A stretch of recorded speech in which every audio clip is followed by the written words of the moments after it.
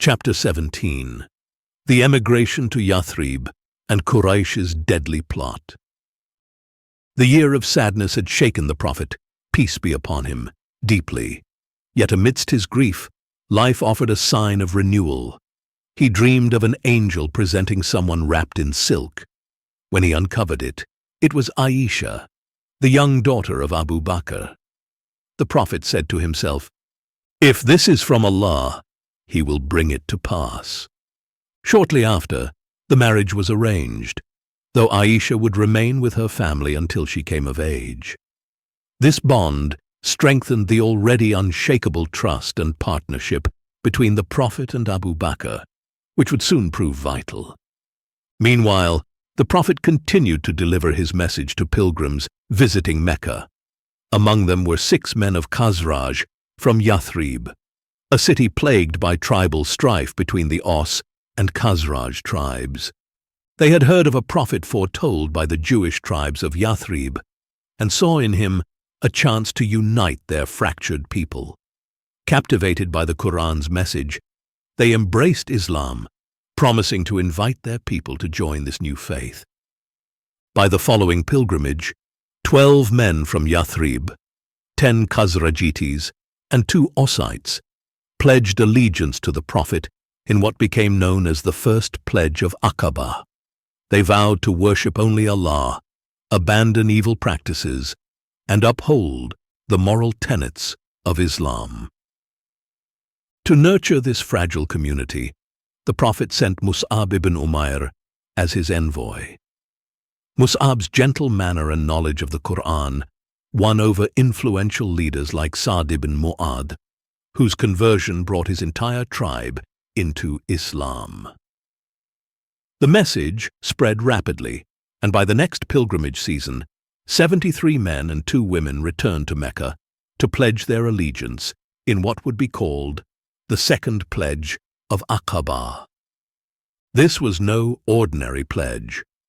The people of Yathrib promised not only their faith, but also their protection.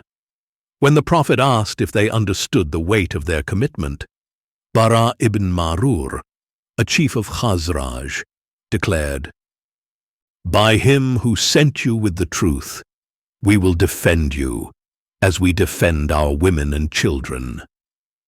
Another asked, "If we do this and Allah grants you victory, will you return to your people and leave us?" The Prophet smiled and replied, "No, I am yours, and you are mine." Abbas, the Prophet's uncle, who was at that time still of the religion of his people, attended the meeting to ensure the pledge was reliable. He reminded the delegates of the danger they were accepting, but their response was resolute. "Even if our wealth is lost and our nobles are slain, we will fulfill our pledge." The Prophet promised them paradise in return for their sacrifice, and they swore their allegiance.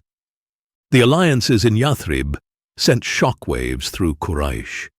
The emigration of Muslims to Yathrib gained momentum, leaving behind empty homes and severed ties.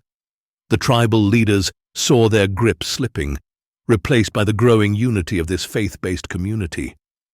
The Quraysh began targeting emigrants like Abu Salama, who was separated from his wife and child, and Ayyash, who was lured back with a false promise of reconciliation, but instead imprisoned. Yet the tide could not be stopped.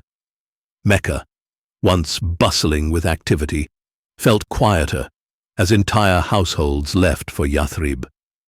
When the Prophet revealed that Allah had shown him Yathrib as the city of refuge, Abu Bakr eagerly prepared 2 camels for the journey. But the Prophet told him to wait, saying, "Perhaps Allah will give you a companion." Meanwhile, the Quraysh leaders, in their desperation, gathered to devise a final plan to eliminate the Prophet.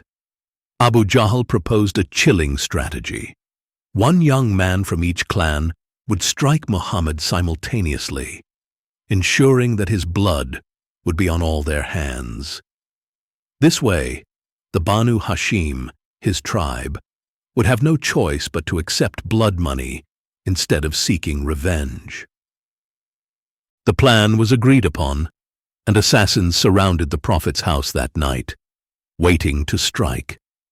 But Gabriel descended with a warning. "Do not stay in your house tonight. Quraysh is plotting to kill you."